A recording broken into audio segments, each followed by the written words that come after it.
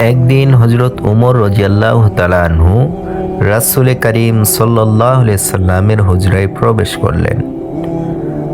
হুজরায় প্রবেশ করার পরে তিনি দেখতে পেলেন যে রাসূল করিম সাল্লাল্লাহু আলাইহি সাল্লাম কান্না করছেন। তখন হজরত উমর রাদিয়াল্লাহু তাআলা আনহু রাসূল করিম সাল্লাল্লাহু আলাইহি সাল্লামকে জিজ্ঞাসা করলেন, ইয়া রাসূলুল্লাহ, আপনি কাঁদতেছেন?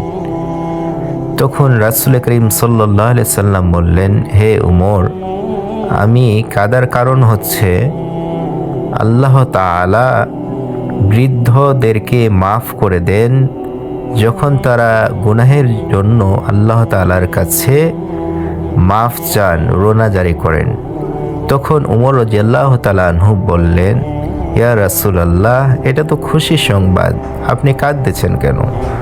তখন রাসূল আরবি সাল্লাল্লাহু আলাইহি সাল্লাম বললেন, হে উমর, শুনে রেখো, আমি কাঁদতেছি তার কারণ হচ্ছে বৃদ্ধরা যখন অপরাধ করার পর আল্লাহ তাআলার কাছে মাফ চায়, সে আল্লাহ তাআলা মাফ করে দেন।